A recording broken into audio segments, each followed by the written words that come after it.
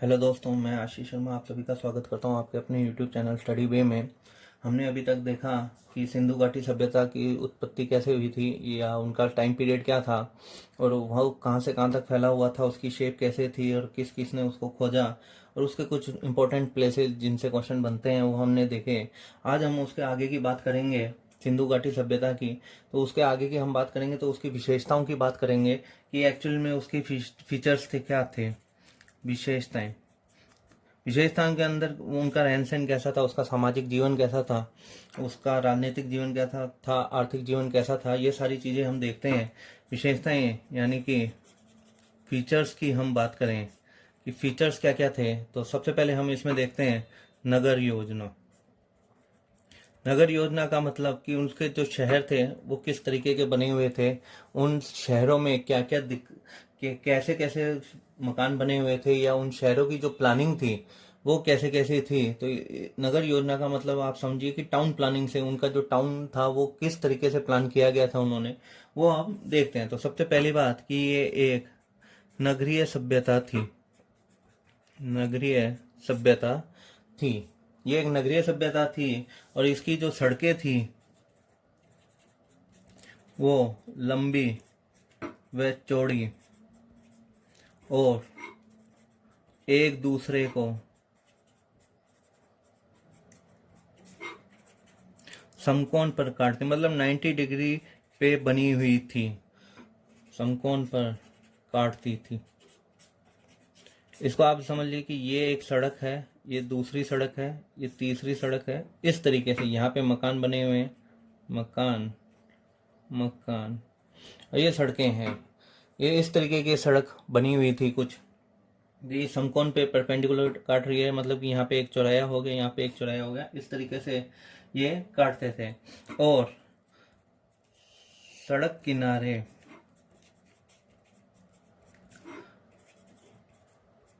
कूड़ा कचरा डालने के लिए कूड़ा कचरा डालने के लिए कूड़ा पात्र भी रखे हुए थे, यानी कि डस्टबिन भी इन्होंने रखे हुए थे सड़क के किनारे। मतलब इसका मतलब यहाँ से ये पता चलता है कि ये साफ सफाई का बहुत ध्यान रखते थे कि इसमें क्या होता था। और ये जो कूड़ा पात्र होते थे ये मिट्टी से बने होते थे, मिट्टी निर्मित कूड़ा पात्र यहाँ पे सड़क किनारे रखे जाते थे। इसके बाद जो था, इसमें था जो गंदा पानी बरसात का या जो भी सड़कों पे जमा हो जाता था गंदा पानी, गंदे पानी के निकास के लिए, गंदे पानी के निकास के लिए इन्होंने नालियों का निर्माण किया था। तो ये नालियाँ बहुत सही थी कि जैसे कि अब आजकल अपने घरों में होता है कि घरों से नाली में जाता है, नाली से फिर मेन नाली में और मेन नाली से बड़े में।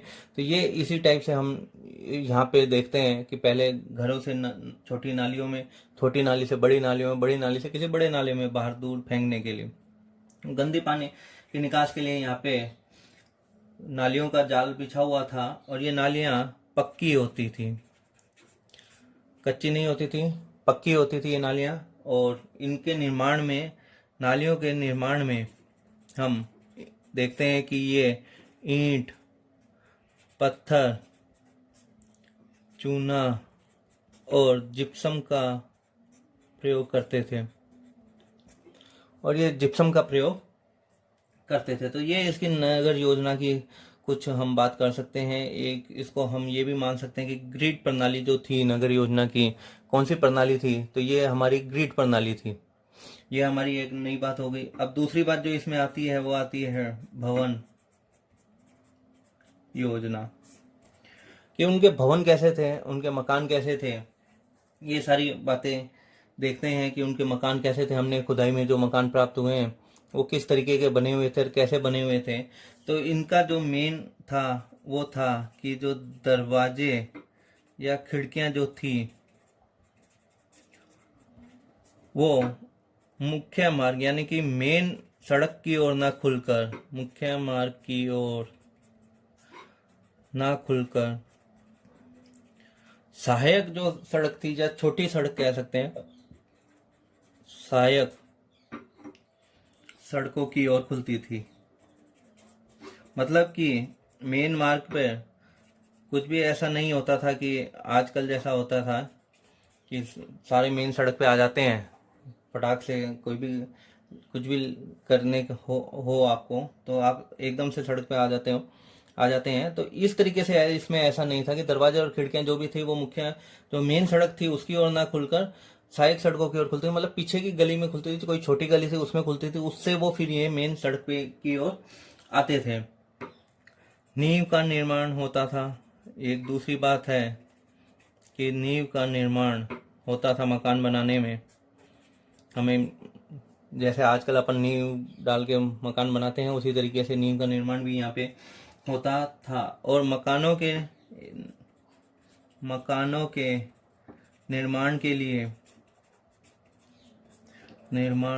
लिए पक्की ईंटों का प्रयोग होता था। पक्की ईंटों का प्रयोग होता था। तो ये पक्की ईंटों का प्रयोग करते थे मकानों के निर्माण के लिए। मकानों में नींव का इस्तेमाल होता था। मकानों की जो दीवारें हैं, दीवारों में अलमारियां भी बनाई जाती थी। आप ये ध्यान रखना, दीवारों में अलमारियां बनाई जाती थी। अलमारियों का प्रयोग किया जाता है, दीवारों में अलमारियां बनाई जाती थी। और घर के अंदर आंगन, स्नानागार और शौचालय, ये 3 चीज जरूर बनाए जाते थे। और जो फर्श है, ये फर्श भी पक्की ईंटों का होता था। तो ये सारी चीजें इनके भवन निर्माण की बात करती है कि पक्की फर्श जो है वो पक्की ईंटों का होता था, और घरों में आंगन, स्नानागार नहाने के लिए और शौचालय, ये तीनों चीजें बनाई जाती थी। दीवारों में अलमारियां बनाई जाती थी। मकानों के निर्माण के लिए पक्की ईंटों का प्रयोग होता था। ये सारी इसकी थी टाउन प्लानिंग और हाउस प्लानिंग, जो इस टाइम पे ये करते थे कि क्या चीजें रहती है, ये हमने देखी। टाउन प्लानिंग और हाउस प्लानिंग इनकी हमने देख ली है। अब हम बात करते हैं इसके कि उस टाइम पे सामाजिक जीवन कैसा था या समाज कैसा रहता था। तो हम बात करते हैं सामाजिक जीवन की। उस टाइम के सिंधु घाटी सभ्यता के लोगों के सामाजिक जीवन कैसा था, तो इसमें जो था, पहली बात आती है परिवार की बात करें तो परिवार में संयुक्त परिवार प्रथा या संयुक्त परिवार प्रणाली आप कह सकते हैं, ये उस टाइम पे थी, जो आज भी है, जो हम देख रहे हैं कि ये उस टाइम पे भी थी संयुक्त परिवार प्रणाली। और इसमें जो था, आप दूसरी बात देखिए, पितृसत्तात्मक या मातृ सत्तात्मक, पितृसत्तात्मक या मातृसत्तात्मक, ये हम कंफर्मेशन नहीं कह सकते कि क्या था। पितृसत्तात्मक होता है कि फादर्स, जो पुरुष है उसकी चल रही है, और मातृसत्तात्मक होता है कि महिला की चल रही है। महिला जो मुखिया है वो महिला है, और पितृसत्तात्मक में मुखिया जो होता है वो मेल होता है। तो ये हम इसमें निश्चित नहीं कह सकते, इसको आप देख लीजिए, क्योंकि हमें उसके बारे में नहीं पता है। निश्चित नहीं कह सकते ये क्या चीज थी, कि पितृसत्तात्मक थी या मातृसत्तात्मक थी। पर हाँ, जैसे हमें खुदाई में चीजें मिली हैं, उनमें जो मात्र जो लेडीजों की मूर्तियां हैं वो हमें काफी संख्या में मिली है, तो उस हिसाब से हम मान सकते हैं या हम अंदाजा लगा रहे हैं कि मात्र सत्तात्मक होगा। पर ये कंफर्मेशन नहीं है कि मात्र सत्तात्मक होगा या नहीं। इसके बाद जो नेक्स्ट आती है, जो हम देख रहे हैं, इसमें आता है परिवार में माता का स्थान जो है वो सर्वोपरि है। मतलब कि माता को बहुत अच्छा माना जाता है। मुखिया तो नहीं, क्योंकि हम निश्चित नहीं है, पर हाँ उनका जो स्थान था वो बहुत ही अच्छा होगा। यहाँ पे हम और दूसरी बात करें कि नारी का जो स्थान था यहाँ पे वो आदरपूर्ण था, नारी को बहुत अच्छा माना जाता था। आज के टाइम के हिसाब से नहीं है, नारी का स्थान बहुत आदरपूर्ण माना जाता था। और इस टाइम पे पर्दा प्रथा का प्रचलन नहीं था, और इस टाइम पे पर्दा प्रथा का प्रचलन नहीं था। हमें ऐसा कोई साक्ष्य नहीं मिला है कि इसमें हम बता सकें कि पर्दा प्रथा का प्रचलन था या नहीं था। इसके बाद आता है रहन सहन, वो कैसे रहते थे, इस बारे में भी हम थोड़ी सी बात कर लेते हैं। तो इसमें हमें खुदाई में कुछ भी अस्त्र शस्त्र नहीं मिले हैं। अस्त्र शस्त्र की कमी है, जो भी मिले हैं वो बहुत थोड़े से मिले हैं। हो सकता है वो शिकार करने के काम आते हों या कोई घर के काम करने के काम आते हों। तो इसलिए हम ये मान सकते हैं कि यहाँ के जो लोग थे वो शांति प्रिय थे, शांति प्रिय थे। और यहाँ पे हमें जो चीज़ें मिली है, हमें ऊनी व ये लोग ऊनी व सूती वस्त्र का प्रयोग करते थे। ये चीज़ हम यहाँ से बता सकते हैं कि ऊनी व सूती वस्त्र का प्रयोग यहाँ से होता था। इसके बाद हम इनके खान पान की बात करें कि ये क्या खाते थे पीते थे, इसके बारे में हमें पता चला है कि ये लोग शाकाहारी एवं मांसाहारी दोनों प्रकार के थे। मांस भी खाते थे और शाकाहार भी खाते थे, मतलब कि वेजिटेरियन और नॉन वेजिटेरियन ये दोनों तरह के थे। खाने में क्या क्या इन खाते थे, तो मेनली इनका था गेहूं, जौ, फिर चावल, दाल, तिल। मांसाहार में आ गया तो मछली और मुर्गा, ये सारी चीज़ें ये लोग खान पीन में इस्तेमाल करते थे। इसके बाद जो आता है हम देखते हैं इसमें ये लोग एंटरटेनमेंट कैसे करते थे, ये भी हम देख लेते हैं कि ये लोग एंटरटेनमेंट कैसे करते थे। तो इनका जो मेन जो काम था वो एक्चुअल में क्या था, इनका जो मेन काम था वो था मछली पकड़ना, जिससे ये एंटरटेनमेंट करते थे। मछली पकड़ना और शिकार करना, ये इनका मेन काम था एंटरटेनमेंट का, कि शिकार करना और मछली पकड़ना। इसके अलावा ये नृत्य तथा संगीत, मतलब कि डांसिंग और म्यूजिक से भी अपना एंटरटेनमेंट करते थे। इसके अलावा ये बच्चों के एंटरटेनमेंट के लिए भी बहुत सारी चीज़ें देखते थे, जैसे कि हमें खुदाई में झुनझुने प्राप्त हुए हैं, कहीं से सीटी प्राप्त हुई है, ये हमें देखना है। और कहीं से बैल जुती गाड़ी का नमूना हमें मिला है। और यहाँ से पशु पक्षियों की आकृति वाले खिलौने भी हमें प्राप्त हुए हैं। तो ये इस तरीके के इनके एंटरटेनमेंट का जो काम था, जो ये एंटरटेनमेंट करते थे, मनोरंजन करते थे, वो इस तरीके से मनोरंजन करते थे। इसके बाद हम देखते हैं मृतक संस्कार, मतलब कि जब इनकी डेथ हो जाती थी, सिंधु घाटी सभ्यता में डेथ होने के बाद क्या ये दफना देते थे, क्या ये जला देते थे, या ये क्या करते थे, ये इस बारे में हम यहाँ पे थोड़ी सी बात करेंगे। तो हम ये देखते हैं कि यहाँ पे हमें 3 प्रकार के चीज़ें देखने को मिली है, कि ये शायद 3 प्रकार से जो डेड बॉडी है उसके साथ इसको यूज करते थे। तो पहला हम कह सकते हैं पूर्ण समाधिकरण।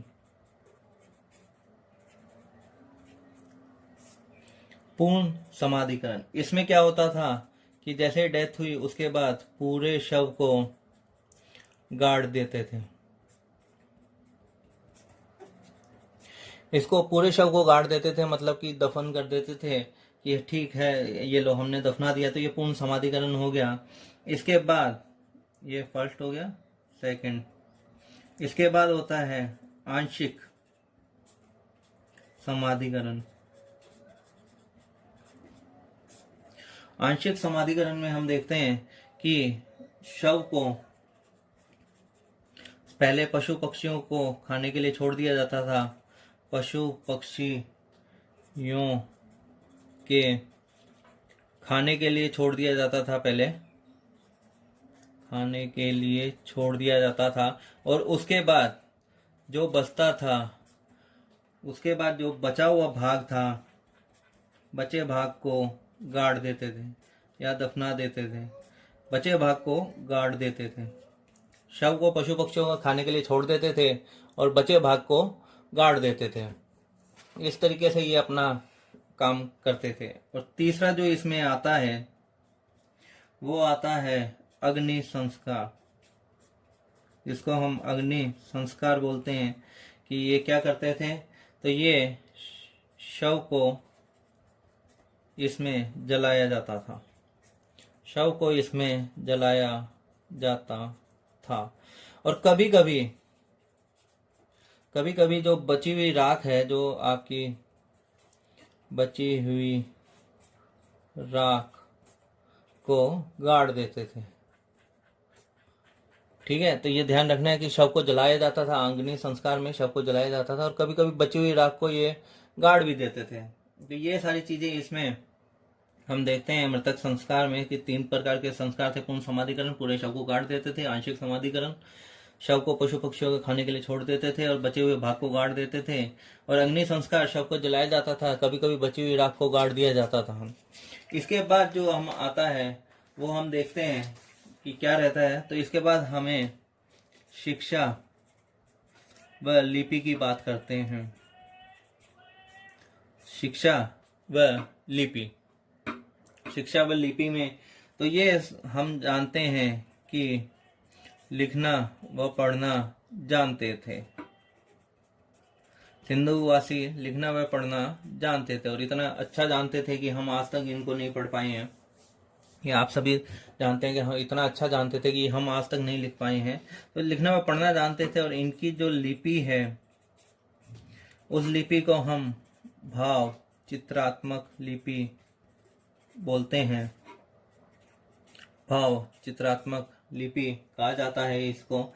और इसमें जो लिखावट होती थी वो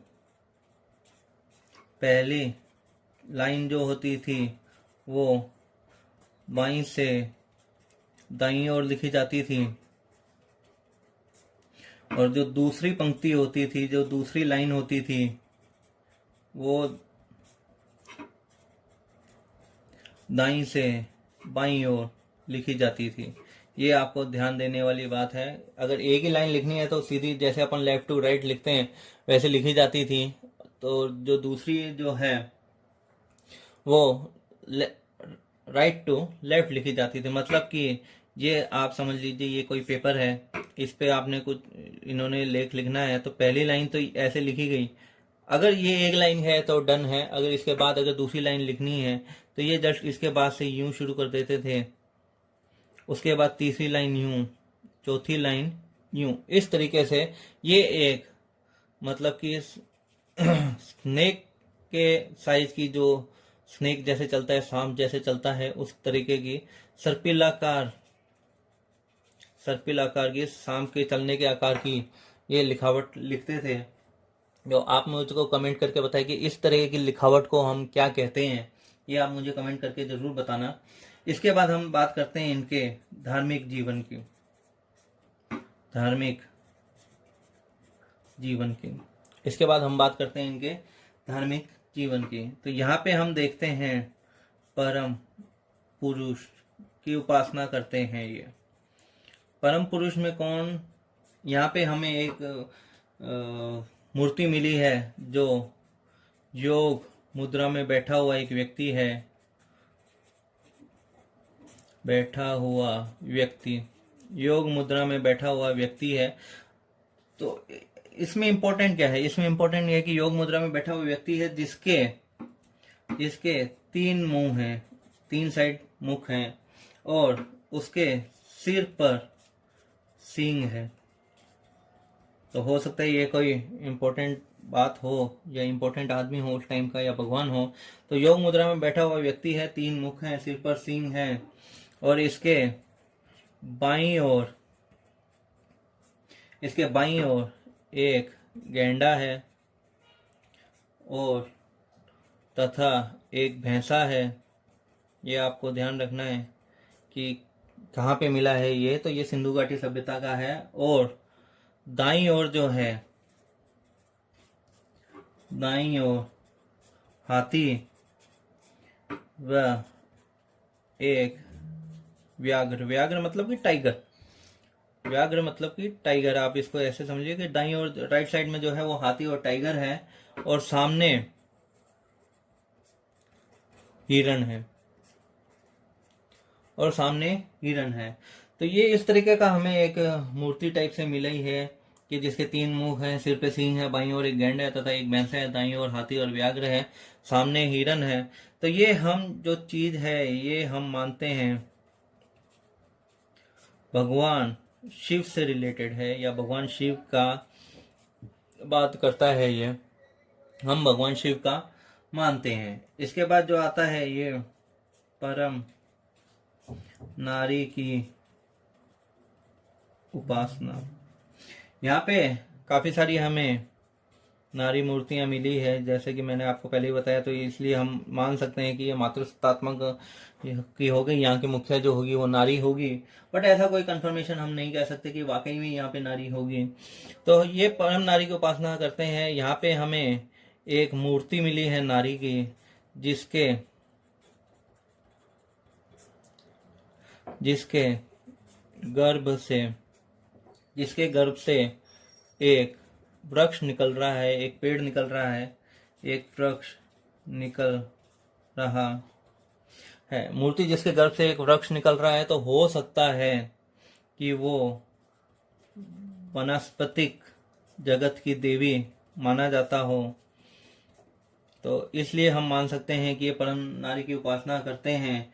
तो यहाँ पे कुछ ये वृक्ष तथा पशुओं की पूजा भी करते हैं, ऐसा हम मान सकते हैं, क्योंकि हमें कुछ मुद्राओं पे ऐसे मिले हैं। तो वृक्षों में आ जाता है तुलसी, नीम, पीपल और बबूल, इनकी ये पूजा करते हैं। और पशुओं में, ये तो वृक्ष हो गए, पशुओं में हम देख लेते हैं। तो पशुओं में मेनली आपको पता है कुबड़ वाला सांड है, एक कुबड़ वाला बैल या सांड, आप कुछ भी कह सकते हैं, तथा और सांप। एक और मूर्ति मिली थी, उसमें गले में सांप है, 2-3 सांप नीचे घूम रहे हैं, तो वो भी भगवान शिव से है। तो ये सांप की उपासना, ये हम कंसिडर कर सकते हैं कि ये सांप की उपासना करते होंगे। इसके बाद ये था इसका धार्मिक जीवन से हमें यही पता लगता है। और लिपि आज तक नहीं पढ़ी जा सकी, मैं वापस बता रहा हूँ कि लिपि आज तक नहीं पढ़ी जा सकी है। तो हम ज़्यादा कुछ इसके बारे में जानते नहीं है कि ये क्या था क्या नहीं था। जैसे ही हम इसको पढ़ लेंगे, उसके बाद इसके सिंधु घाटी सभ्यता के जितना भी चीज़ थी उसको हम समझ सकते हैं कि वाकई में ये क्या थी क्या नहीं। अभी हम सिर्फ अनुमान लगा रहे हैं कि यहाँ पे ये हो सकता है, वहाँ पे ये हो सकता है। इसके बाद जो नेक्स्ट आता है आपका, वो आता है आपका आर्थिक जीवन। यहाँ की इकोनॉमी एक्चुअली में क्या थी, ये हमें देखना पड़ेगा कि आर्थिक जीवन, यहाँ की इकोनॉमी कैसी थी या क्या थी। तो यहाँ पे सबसे पहले कृषि, एग्रीकल्चर बेस्ड हम इसको मानते हैं सिंधु घाटी सभ्यता को। एग्रीकल्चर में ये मेनली क्या क्या बोते थे या क्या क्या हमें यहाँ मिला है, तो गेहूं, जौ, चावल, मटर, तिल और कपास, ये हमें एग्रीकल्चर में इनको देखने को मिलता है। गेहूं, जौ, चावल, मटर, तिल और कपास, ये सारी चीज़ें हमें देखने को मिलती है इसमें। उसके बाद आता है पशुपालन। पशुपालन में यहाँ पे हम मानते हैं कि ये कुछ जानवर पालते थे। कौन कौन से पालते थे, तो ये हम देख लेते हैं। बैल, गाय, भैंस, सुअर, कुत्ते और हाथी, ये सारी चीज़ें हम मान लेते हैं कि ये सारे पालते होंगे। तो ये सारी चीज़ें थी। इसके बाद पशुओं में, इसके बाद हम देखते हैं व्यवसाय। यहाँ पे व्यवसाय का क्या सीन बनता है, तो व्यवसाय में हम देखते हैं कि सूत, ऊन, क्योंकि सूती व ऊनी वस्त्र हम देख चुके थे, तो सूत और ऊन और धातु व पत्थर की वस्तुएं, ये हमें यहाँ पे ज़्यादा मिली है। तो ये हम मानते हैं कि ये इस तरीके से इनका कोई व्यापार रहा होगा, इस तरीके से। और हम इनका विदेशी व्यापार भी मान सकते हैं, तो वो रहता है मेसोपोटामिया व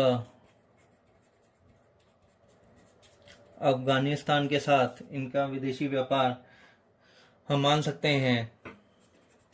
सिंधु घाटी सभ्यता का विदेशी व्यापार और मेसोपोटामिया व अफगानिस्तान के साथ था। इसके बाद हम देखते हैं इनका राजनीतिक जीवन। राजनीतिक जीवन में हम मानते हैं कि यहाँ पे जो थी वो दो राजधानी थी यहाँ की, इस सिंधु घाटी सभ्यता की दो कैपिटल हम मानते हैं, जो थी पहली हड़प्पा व दूसरी मोहन जोदड़ो। ये दो हम राजधानियां मानते हैं सिंधु घाटी सभ्यता की, हड़प्पा व मोहन जोदड़ो। और यहाँ के जो शासक थे, या आप यूं कहो रूलर्स जो थे, वो हम व्यापारी वर्ग को मान सकते हैं, क्योंकि व्यापार रिलेटेड था ये। आर्थिक जीवन में हमने देखा कृषि पशुपालन व्यवसाय जो थे ये मेनली इसको बढ़ा रहे थे। तो ट्रेडर्स जो थे यहाँ पे मान सकते हैं, क्योंकि मैंने वापस बता रहा हूँ कि लिपि पढ़ी नहीं गई है, इसलिए हम कुछ कंफर्मेशन नहीं दे सकते हैं कि क्या था क्या नहीं था। तो शासक जो थे वो हम व्यापारी वर्ग को मान सकते हैं। तो आज के लिए आज का सेशन इतना ही। इसके अगर आपको ये वीडियो अच्छा लगा हो तो प्लीज़ लाइक करें, शेयर करें और सब्सक्राइब करें मेरे चैनल को। Thank you.